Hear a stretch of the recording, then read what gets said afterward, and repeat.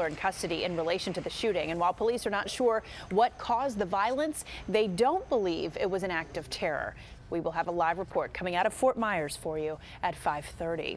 Meanwhile, only on 7 and back here locally, chilling words from a stabbing suspect in Montgomery County. Police say that man told them he wanted to kill a random mother. The confession after he allegedly ambushed 2 women who were bringing their kids and their groceries into an apartment. Montgomery County reporter Kevin Lewis live in Gaithersburg with this exclusive story. Kevin?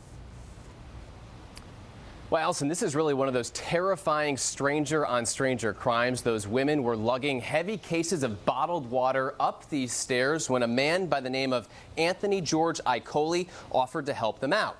The women refused, but the 23-year-old, who also lives in this Gaithersburg apartment complex, he would not take no for an answer. I just can't stop thinking about that myself. This mother is too scared to show her face. He just got closer and said, "Oh, can I help you?" But brave enough to explain how 23-year-old Anthony George Icoli allegedly forced his way into her Gaithersburg apartment, beelining to the kitchen, where he grabbed a butcher knife and then attacked her 46-year-old sister, stabbing her in the hands, arms, and legs.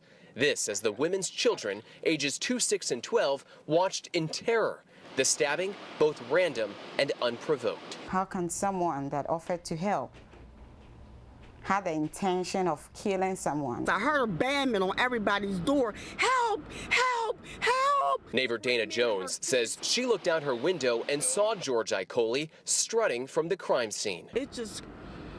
I never experienced this ever in my life, and when I think about it,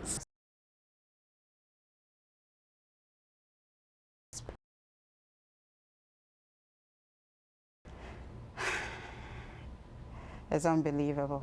This mother, whose sister remains hospitalized, wants prosecutors to take this case to trial. No plea deals. He deserves to be in prison and to stay there for good. Today it's me, tomorrow it could be someone else. Again, the alleged motive here, a desire to kill a, quote, random mother. The stabbing victim, she was wearing this purse at the time of the attack. You can actually see one of the butcher knife marks here. It blocked the knife from hitting her heart, her chest, and her lungs, likely saving her life. As for Anthony George Icoli, he's behind bars with no bond, facing life in prison. We're live in Gaithersburg. I'm Kevin Lewis, ABC 7 News. The Washington Monument is going to be closed down at least until Wednesday because of elevator problems. Again, the monument was closed Saturday after a faulty bearing caused problems with the elevator before it opened. The park officials there say that parts needed for the repair will be delivered and installed on Tuesday. Now, this is not the first time this monument's had elevator problems.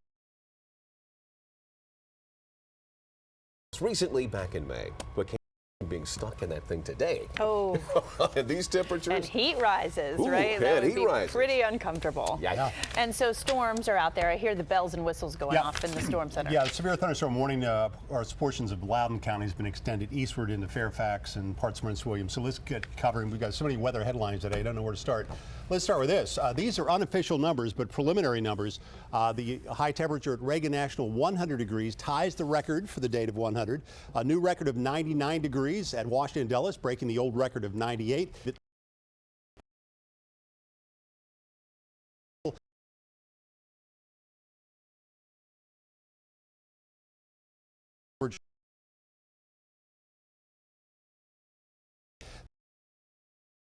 Goes through.